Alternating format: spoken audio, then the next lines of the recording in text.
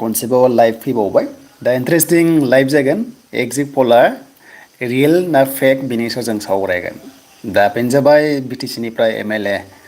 गासै 15टा सिट दङ बेनि गेजेराव 100% सोर देरहागोन देरहाया कमेन्ट्सआवथ' गोबांथार फैगासिनो दङ दा जोङो लाइभ फैबावबाय मानोना दासान्दि इलेक्सननि थाखाय गोबां गरम जागासिनो दं नङा होमबा रिजाल्टआ फैथारगौ जास्ट सानथामल'सै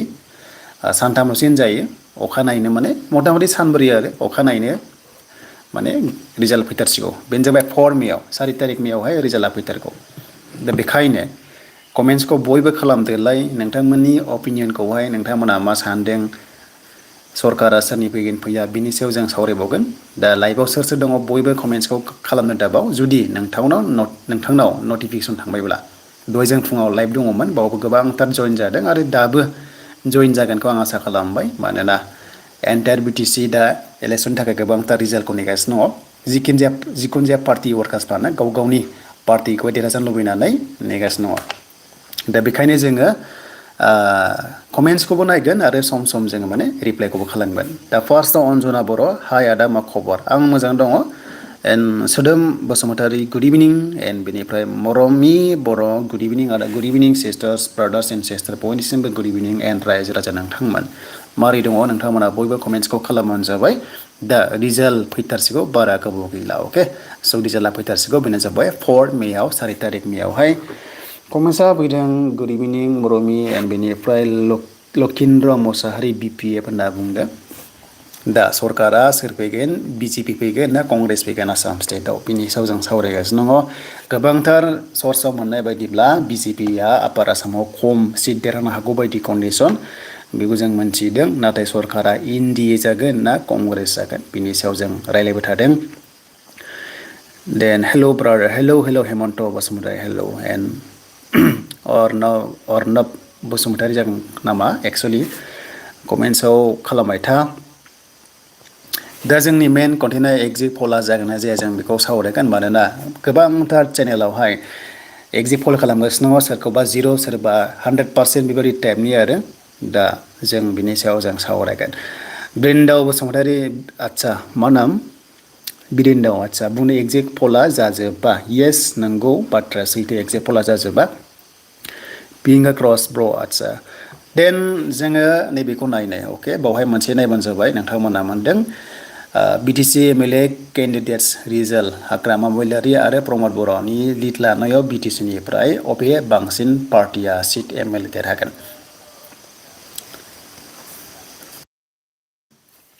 दा गासै पार्टिया बुङो गाव गावखौ बांसिन देरहागोन होनना लाखायो नङा होमबा नाथाय उनाव रिजाल्टआ चेन्ज जायो दा बे सार्भे जेनाखि मेम्बारशिप ड्राइभ खालामनाय थायो गामि ओनसोलाव सार्भे खालामो बे सार्भेया गासिबो रियेल नङा कमेन्ट्स जों नायबावनोसै बेनिफ्राय सरकारा NDA जागोन आदा 100% उदय बसुमतारी चान्सआ दङ मेक्सिमाम चान्सआ दङ बेबो नंगौ नंनाया अलंबार हेलौ आदा हेलौ एन्ड बेनिफ्राय मिस्टार होबथा गोरा नार्जारि बे फाग्ला बिदिनो जाबावो होनना बुंदों नायदो बे डिसप्लेयावहाय जेनोखि नुदों NDA आरो बेनिफ्राय UPPL एन्ड आदार्स दङ बे मोनसे एग्जिट पल बेखौ नायोब्ला बुंदोंखि माने NDA हिसाबै 8टा UPPL हिसाबै 6टा एन्ड आदार्सआ सासे डेट मिन्स कंग्रेस जागोन नामा पर्बत जरायाव बे मोनसे एग्जिट पला जाजोबगोन नामा बिनि सायाव नोंथांमोना कमेन्ट्स खालामसै माने एक्सुवेलि पर्बत जरायावहाय कंग्रेसआ देरहागोन नामा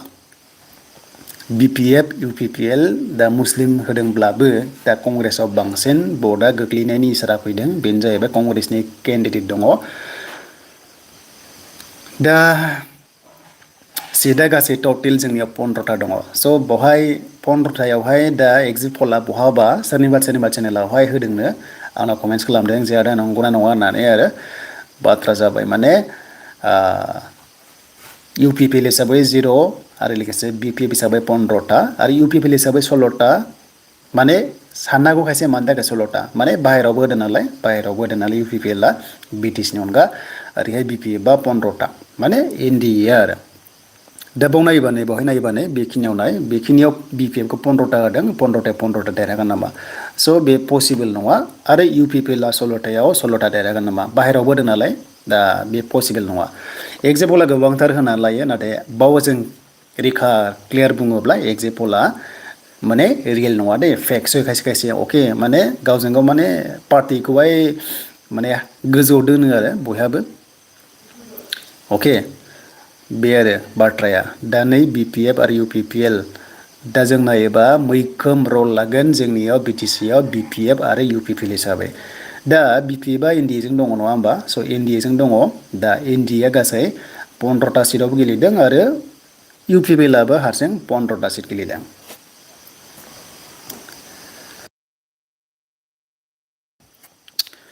कमेन्ट्सखौ आं दसे नायबावनो आदा नोंनि आन्दाजाव सोर देरहागोन बायदि माने एक्सुवेलि नाय बे BTC नि इलेक्सन नङा MLA इलेक्सनसो बेवहाय सोर देरहागोन बायदि एक्सुवेलि बिदि खोथा गैया माने सोर बांसिन सिट्स मोनगोन बायदि BTC निफ्राय बेबादि टाइपनि कमेन्ट्सखौ हर आरोना एन्टारटेनमेन्ट गला मा होनदों निर्दलय देरहाजोबनांगौमोन पसिबोल नङा 1%बो देरहानाय चान्स गैया निर्दलय हिसाबै MLA इलेक्सनाव देरहाया MLA इलेक्सनाव बि देरहाया MCLA आव आलदा खोथा खिन्थु MLA आवहाय गावनि एक्सट्रा पार्टिनि भटार्स थायोथ' स' बेखायनो इन्डिपेन्डेन्सआ देरहाया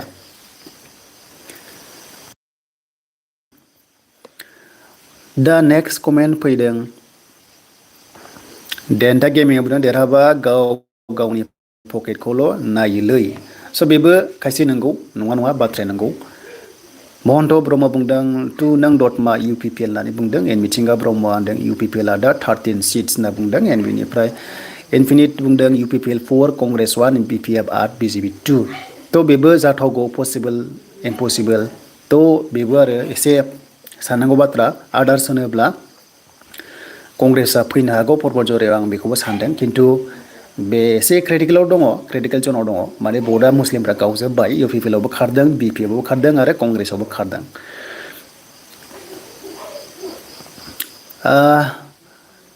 सिमांसा दैमारि उदालगुरियाव सोर देरहागोन उदालगुरियाव सोर देरहागोन सिमांसा देलाय बुंसाय नों UPPL आबो स्ट्रं आरो BPF आव BJP खौ लाफानो स्ट्रं दा बिजिरोब्ला समान समान थांनांगौ नुदों आदा देरहासार मोजां कमेन्ट फैदों रिकि गयारि बुंदों जोंना बावखुंग्रि समस्ति ब्रादार जिखुनु जाया बर'आल' देरहानांगौ बावखुंग्रिखौ बावखुंग्रिया गोदान इलेक्सन नङा होमबा स' बे मोनसे गोथार जायगा होननांसिगोन दाख्लै फेस्टिभेल जाना थांबाय बेखौ नायोब्ला जोंनि बर' हारिया बाव देरहानांगौ खारन जोंनि बर' हारिया पार्टिया आलदा आलदाबाबो माखासे सेन्टिमेन्टआ जोंनि हारिनि थाखाय मोजां जायो स' बेवहाय आंहा बुंनांगौ गैया बाट पार्टिया जियानो जा खिन्थु बर' मानसिया बेवहाय देरहानांगौ बावखुंग्रियाव एन्ड मिस्टार होबथाग्रा मा बुंदों क'क्राझाराव BPF फैगोन ब्र' स' क'क्राझाराव एक्सुवेलि BPF नि भटार्सआ बारा सापर्टआ जों बेखौ थांनाय बार इलेक्सनाव मिथिदों बा सिगांबो जों मिथिदों थ' बेखायनो MLA आवहाय बांसिन क'क्राझारनिफ्राय मोनबायावहाय बांसिन फैनो हागौ MLA इलेक्सनाव रबिराम नार्जारि देरहानाय चान्सेसा बारा दङ बेनिफ्राय ओरैहाय सिउलि मेडाम भार्सेस जिनोखि लरेन्स बिथां सानैजोंहाय मैखोम रल लादों फाइट जादों दा बेवहाय पाब्लिक दा सोरनो बांसिन भट होगोन बे बिथांमोननि एलएसियाव थाबाय 3 नं एलएसियाव नोंथांमोना सोरखौ देरहागोन बादि मोनदों जुदि क'क्राझारनि दङबा क'क्राझार डिस्ट्रिक्ट दङबा कमेन्ट्स खालामदों बारंबार अर्णब बसुमा होनदों सार आं भट होनो थांनो मोनदिया आदसा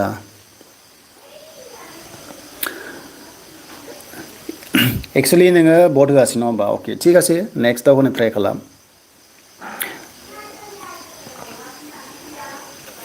दिपेन बर' सादेराबा एटम गावगोनां आदसा अल द बेस्ट थाबाय बयनिसिमबो गाव गावबा पार्टिखौ दिमाला नार्जारि बुंदों UPPL 8टा देरहागोन आदा आदसा एन्ड बेनिफ्राय आङो उदालगुरि येस आं उदालगुरि लिस्टनि एन्ड बेनिफ्राय UPPL आ 10 निफ्राय 12टा देरहागोन स' 12टा देरहानाया इजि नङा UPPL हिसाबै खारन अपोजिसन पार्टिया 12टा 13टा 14टा देरहानाया इजि नङा नैबे डिसप्लेयाव नुगासिनो दङना बे डिसप्ले नुनाया बिनि खाथि खाला थागोन दै UPPL हिसाबै नैबे डिसप्लेयाव नुदोंना नोंथांमोनाहाय 06 नुदोंना स' बिनि खाथि खालायाव हयथ' मोननै बारा हयथ' मोनसे खम थागोन हार्डलि आंनिफ्राय बुङोब्ला 8टानि बारा देरहानाया इजि नङा हयथ' मोनबा नङाबा 6टा देरहागोन बादि आङो आंनिफ्राय एनालाइज खालामनानै मोनगासिनो दङ मोनबा नङाबा 6टा हार्डलि बोरैबा जाबा 8टा खिन्थु 10-12 बुंनाया ना पसिबोल नङा पसिबोल नङा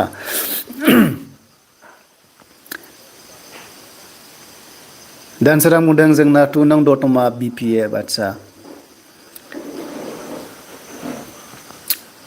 देन्था बुंदों बावखुंग्रियाव रुलिं पार्टिया देरहानाय नङा बायदि मोनदों बे मोनसे पॉइंट दै बे मोनसे पॉइंटआ बेनो बावखुंग्रियावहाय माने एक्चुअली जिनोखि कैंडिडेट होदों गोबां ट्रल खालामबाय गोबांथार BPMनाबो ट्रल खालामदों आरो गुबुन इन्डिपेंडेंस कैंडिडेटफ्राबो ट्रल खालामदों आरो रायजो राजाफ्राबो ट्रल खालामदों कि माने बाहेरनि कैंडिडेट होननानै आरो गुबुन फारसेथिं बर' नङा होननानैहाय बेखौ एसे ट्रल खालामदों ससियेल मिडियाआव थ' बेवहाय एसे माइनास जादों कैंडिडेटआ BPM हिसाबै स' बेवहाय UPPLआबो थांनो हागौ दे बे बावखुंग्रियावहाय मानो होनबा BPMनि भटआ गोबांथार गावदों ओरैहाय राजीब ब्रह्म बिथाङाबो BPMनि भटार्सखौ लादों आरो प्रिथिबिराजआबो माखासे लादों आरो लोगोसे BPMनाबो दंखायो नालाय बेवहाय BPMनि भटआ गावस्राजोबदों अब्ला BPMनि थाखाय एसे माइनास पॉइंट दङ बे बावखुंग्रियाव बेवहाय UPPL हिसाबै थांनो हागौ बावखुंग्रि हिसाबाव बिरदावा बुंदों UPPL 8 BPF मोनबा BJP 6टा सरि BJP 1 थ' होमबा 6टा 8टा एक्चुअली रुलिं गभर्नमेन्टआ बांसिन देरहानाय चान्स थायो दै माने जिखुनु जाया इलेक्सनावहाय रुलिं गभर्नमेन्टआ बांसिन देरहानाय चान्सेसा थायो स' मानो होनबा दाख्लैसो रिसेन्टलि 6 मास 8 मास सिगां इलेक्सन जादोंना बेयावथ' BPF हिसाबै भटआ मोजां फैदोंमोन खिन्थु एबार माने BPF बा BJP थानायखाय मुस्लिम भटआ गावदों अके बियो सैथो मुस्लिम भटआ गावदों माने NDA भटखौ मुस्लिमफ्रा बारा होआसै देग्लाय जोंनि साइडआवहाय जोंनावहाय गोबांथार फैयो मुस्लिमफ्रा जे लेबारफोर दङ बेपारि दङ बा गुबुन गुबुन टाइपनि मुस्लिमफोरनाव सोंदों माने BJPनो भट होआखै देट मिन्स मा NDAनो होआखै आरो मेन प्रब्लेमा बावसो जाना दङ रिकिया बुंदों सेवलि मेडाम 100% ब्रादार आदसा गुड लाक थाबाय अल द बेस्ट बयनिसिमबो जायफ्रा पार्टि खालामो देरहासारा बुंदों आं क'क्राझारनि दा नाथाय सावथाल हिसाबै भटआ भि माने मा जाखो भि माने राजा नार्जारिखौ बर' मानसिया देरहानांगौ येस बे मोजां पइन्ट जायखिजाया बर' मानसिया देरहानांगौ पार्टिया दानो दं दाना गैया नायदोंना दाखालि नुदोंना BPFआव गोबां हाबफैबाय UPPLआ आरो UPPLआबो गोबां हाबदोंमोन BPFनाव बै समाव नाथाय हारियाथ' बर'आनो नङा होमबा मोजां बाथ्रा माने जिखुनु जाया पार्टिया दानो दं दानो गैया दा मोनायाव चेन्ज जायो दा बेखायनो हारियाथ' चेन्ज जायाना जुदि गुबुन हारि देरदोंबाथ' बेथ' बर' जानो हायाना लाइफ टाइम बर' जानो हायाना दा बर'आ देरहायोबा मोजां आरो आं नोंनि थाखाय मोजां बाथ्रा जायो होबथा गोरान नार्जारि बुंदों आंबो मेडाम सेवलि देरहागोन आसा आदसा बिथाङा बुंदों सिबांसाया बुंदों BPF देरहागोन बायदि मोनदों आं उदालगुरियाव आदसा उदालगुरिखौ LACआव नङा होमबा थिगानो नोंनि अपिनियनाबो गावगाबाव मोनसे अपिनियन थायो खिन्थु प्रेक्टिकेल नलेजाव नायोबा थांनाय बाराव BPFनि भटार्सआ बारामोन MLA इलेक्सनाव आरो बे 2005निफ्राय लानानै 2020सिम BPF भटार्सआ बारा दङमोन उदालगुरि LACआव नाथाय बे समाव LACआ डिलिमिटेसन जायाखैमोन माने सिमाया जेरै दं ओरैनो दंमोन नाथाय देग्लाय सिमा चेन्ज जादों एरिया माइनास जादों प्लास जादों बावहाय भटार्सआ गावस्राजोबदों आरो लोगोसे गोदान केन्डिडेट फैदों दिपेन बर' आरो लोगोसे थाखानाय जेनाखि डिपुटि चिफ रिहन दैमारि बिथांजों फाइट खालामदों अब्ला देग्लायनि पिक्सारा चेन्ज जागोन उदालगुरि LAC हिसाबै माने खोथाया जाहैबाय जोंनि उदालगुरि LACआवहाय खोला एरिया ओरैबायदि भटार्स बारायदों उदालगुरि समस्तियाव हाबबाय माजबादनिमोन नाथाय माजबादाव येस 100% BPF विनार माजबाद LACआव खिन्थु उदालगुरियाव BPFआ एसे प्रब्लेम जाना दङ बर्तमान रिपर्ट मथे UPPL 6-7-8 देरहानो हागौ 6-7-8 देरहानांगौ होनना बुंदों सासे बावखुंग्रियाव रुपमा देरहागोन आदा राजबंशी आदार कास्टफोरा इनक्लुडिं माइनरिटि गासैबो BPFनो होदों आदसा दा खोथाया जाहैबाय बेवहाय भटआ गावदोंना BPFनि भटार्सखौहाय राजीब ब्रह्म बिथाङाबो लादों प्रिथिबिराजआबो लादों गावसोरनि जेनाखि बंशीफोरखौबो लादों आरो फारसेथिं बे बंशीखा माबायाबो केन्डिडेटआ स' क्रिटिकेल कन्डिसन खिन्थु UPPLनि भटआ गथा खारदों बावखुंग्रियाव बोरैबा जायोब्ला UPPLआ प्लट थांनो हागौ बावखुंग्रियावहाय नाथाय आंहा पार्टिजों मेटार नङा खिन्थु बर' मानसि थांनांगौ राजीब ब्रह्म बिथां थांबाबो मोजां एन्ड प्रतिभा ब्रह्म बिथां थांबाबो मोजां सानैनि गेजेराव सासे थाङोबा बेस्ट नों सोरखौ बांसिन मोनगोन बायदि मोनदों ब्र आदसा आंनि एनालाइसआवहाय बेखौ आङो 3 तारिखआव बुंगोन 3 तारिखआव रियेल खोथाखौ बुंगोन सोर बांसिन मोनगोन बायदि रेन्दाव बरगयारि बुंदों बर'नि पलिटिक्सआव दिनैसिम फेमिलि पलिटिक्स सोलिफेराखै बेखायनो लरेन्सआ एडभान्टेज थागोनखौ आं सानो मोजां पइन्ट बेबो पइन्टआ मोजाङानो नेपटिसिम बेबादि गोबांथार ट्रल जादों पलिटिक्सआव माने गान्धी फेमिलि बादि थांदों होननानै गोबांथार ट्रल खालामदों BPF खौहाय बेबो नंगौ बिरेसिन बुंदों जाय देरहायो मोजांल' मावनांगौ yes right agree Pramit Narzary मोनदों UPPL 7 to 9 आदसा टंलायाव BJP थांगोन येस टंलायाव BJP थांनाय चान्सआ दङ टंला एलिसेयावहाय BJP आ थांनाय चान्सआ दङ कारन बावहाय आदार्स गुबुन हारिया गोबांथार माने दङ आरो मोननै मोनथाम सेन्टाराव प्राय बिबारा गोग्लैदों भटआ गोबां माने मोनथिदों जायनाखि डिउटिया गोग्लैदोंमोन स' एसे मिन्थियोथ' हमनो हायो बारा अबेथिं बारदों इलेक्सन डिउटि गोग्लैनायाव एसे मिन्थियो बाक्सायाव माया देरहागोन आदा स' बाक्सायावहाय मोनसे UPPL थांनो हागौ सोरबा सासेया बाक्सायाव बाखि NDA खिन्थु तामुलपुराव UPPL 100% बावहाय BJP आ गैला तामुलपुर LAC हिसाबै प्रमद बर' बिथाङा थांनाया एकदम चान्सआ दंसै देन नेक्स्ट रिजाल्ट फैथारगौ 4 मे 4 तारिख मेयावहाय दा UPPL हिसाबै 15टा BPF 15टा देरहागोन होनना लादों माखासे एग्जिट पलआव बे नंखाय माने 15टा देरहाया रावबो 100% लिरना होनो गोनां रावबो देरहाया अके दा मेन खोथा जाबाय मिनिस्टार पस्टआ सोर मोनगोन बेसो गुबै थांखि जोंनियाव चिराङाव सोर बांसिन देरहागोन चिरांनिया खोन्थाहरदो चिराङावहाय एक्सुवेलि चिराङाव सोर दङ चिराङाव मोननैल'सो दङ नङा होमबा एलएसिया चिरां हिसाबै उरुप कुमार देनो सोर भट होदों आखाइ दैखांसाय BPF नि सापर्टार्सफ्रा उरुप कुमार देनोहाय सोर भट होदों उरुप कुमार देयाथ' बाहेरनि मानसि फकिरा क्लाबनि मानसि बिथाङा थांनाय बाराव माने NDA सरकारावहाय UPPL BPF दङमोन बे समावहाय जिनोखि हेल्थनि मोन executive member of health department in education सरि NBTC खैथा हस्पिटाल बेसेबां PHC CHC district civil hospital साब सेन्टार्सआव बहा भिजिट खालामनाय नोंथांमोना नुदों मिडिया लानानै बहा इन्सपेक्सन खालामनाय बहा हेल्थ सेक्टराव साख्रि होनाय हेल्थआव बेरायनाय नुदों उरुप कुमार देखौ बिथाङाथ' बिदि बेरायनायखौ नुवाखै जायनि जाहोनाव मानो जेननांदों BPF जों बै समावहाय आरो बे MLA जाबा मा मावगोन बिजनेसनि समितिनि थाखाय नोंथांमोना कमेन्ट्स खालामनो जल्दि सिडलियावहाय सोर देरहागोन पानिराम एन्ड बिनिफ्राय रनजित नङा होमबा स' बिथांमोना फाइटआ जादों जेन' गोबां जादों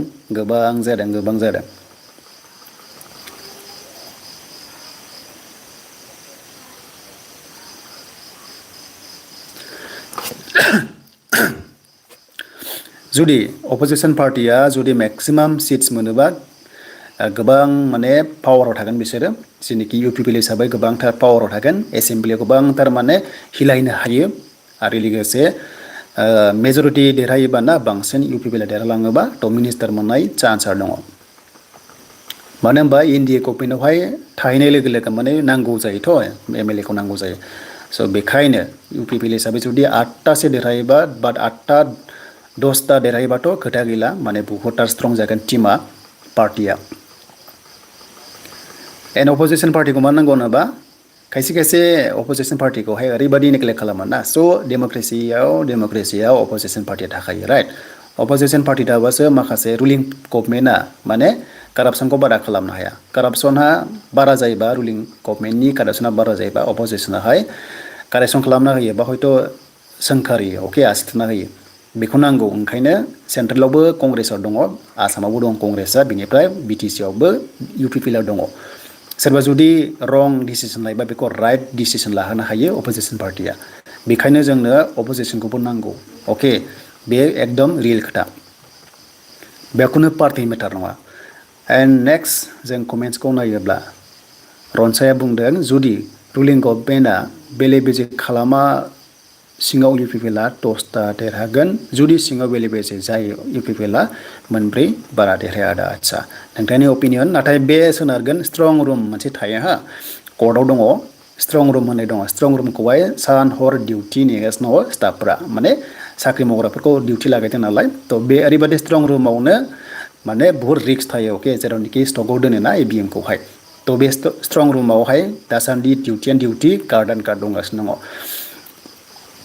इसेबां माने पसिबोल नङा बायदिसिना गाज्रि खालामना दानि जुगावहाय गासैबो स्ट्रं जाबाय स' बेखायनो जानला मोनला हानाय नङा। तामुलपुर दैमालु बर'आ होनो तामुलपुराव UPPL मोनसेया सियरखा मोनसे सियर बाट गरेस्वरावहाय BJP थांनाय चान्सआ बांसिन दङ।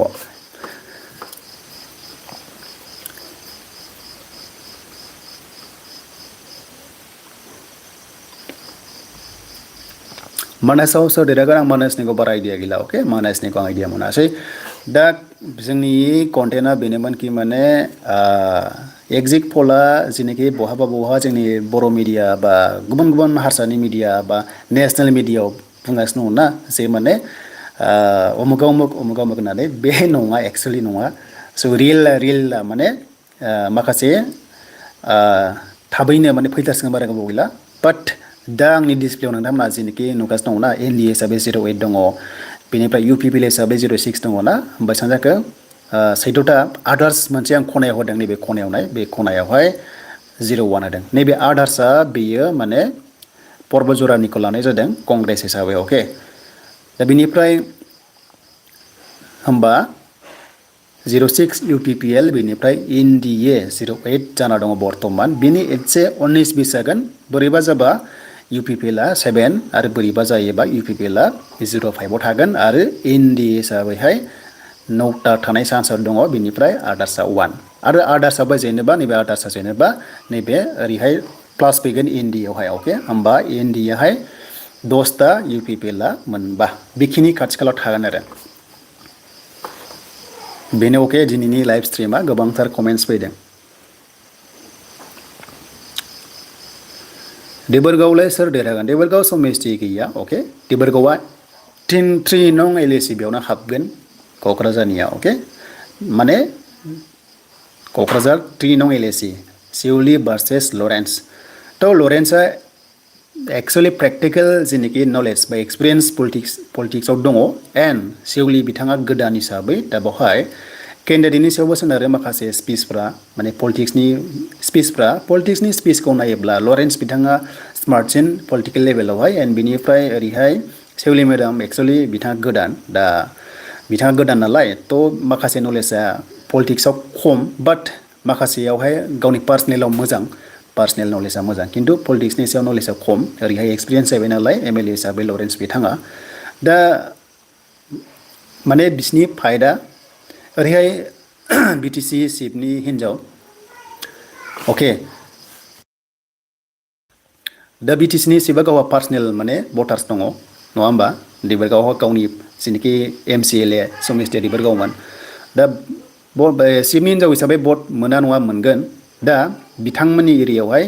जिखुनु जाया सासे केन्डिडेटआ 5,000निफ्राय 10,000नियावहाय देरहालायगोन आरो 5,000निफ्राय 10,000 भटार्सआव देरहालायगोन।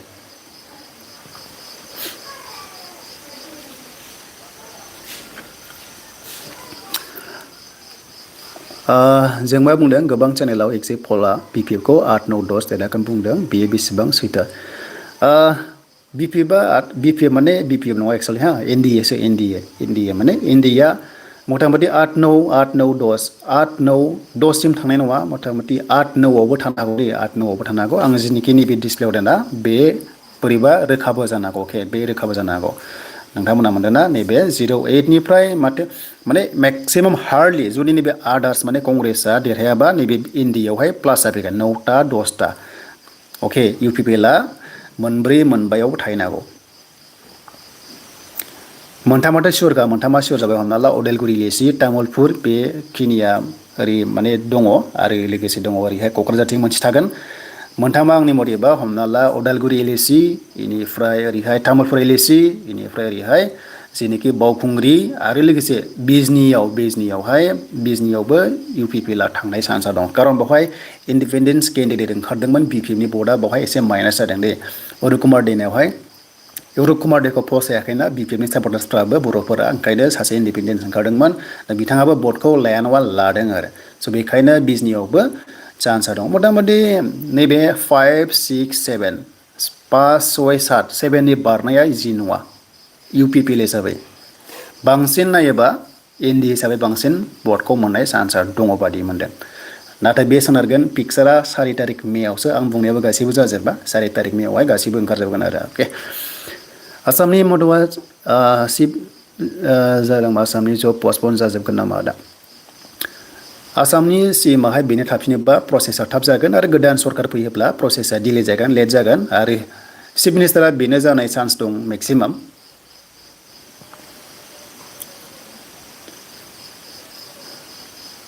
श्रीरामपुराव आदा श्रीरामपुरनियाथ' मोनसे एलएसि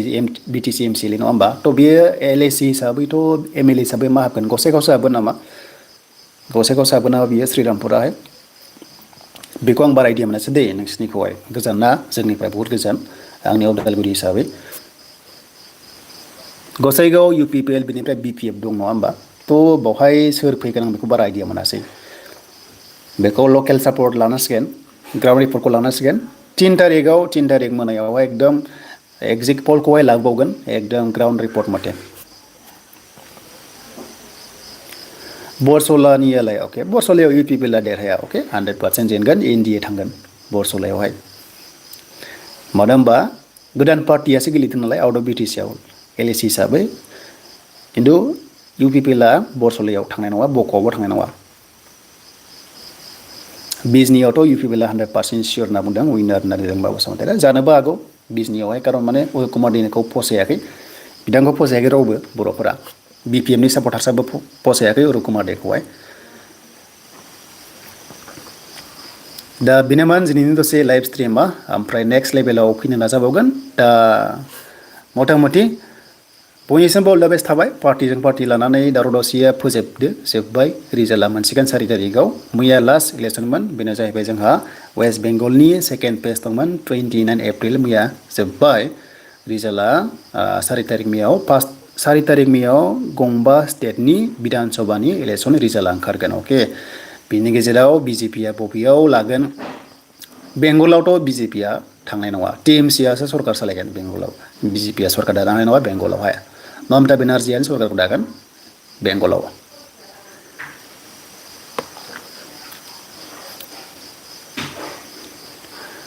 दे बिदिबा दोनसै ने नेक्स्टआव लोगो मोनगोन थेंक इउ स' माच नोंथांमोना लाइभआवहाय जइन खालामनो थाखाय आरो गाव गावनि साननाय हनाय अपिनियनखौहाय नोंथांमोना नेक्स्ट लेभेलाव आरोबाव हरबावनो हागोन दा BPF सापर्टार्स UPPL सापर्टार्स BJP सापर्टार्स गावजों गाव जुदि फिसा फिसा खोथाखौ लानानै हयथ' माबा मोनसेफोर लानानै जुदि दावराव दावसिफोर जादोंमोनब्ला नोंथांमोना बावनांसिगोन फैबाय टाइमा दा दैज्लां बोथोर फैबाय गायनाय फुनाय टाइम फैबाय बेयाव गोसो होदोलाय दा इलेक्सनखौहाय एसे एन्टारटेनमेन्ट बायदि लानांगौ बांद्राय पार्सनेलि बा कमार्शियेल लानाङा अके सिरियास दाला बेफोर फैयो थाङो दानो दङ BPF गाबोन गैया BJP दानो दं गाबोन गैया UPPL दानो दं गाबोन गैया माने बास्लायबाय थानो हायो पार्टिया दसेनो डिसिजनखौ सोलायबाय थानो हायो अके स' बयनिसिमबो गुड नाइट थाबाय आइ होप नोंथांमोना लाइभआवहाय जइन जाना मोजां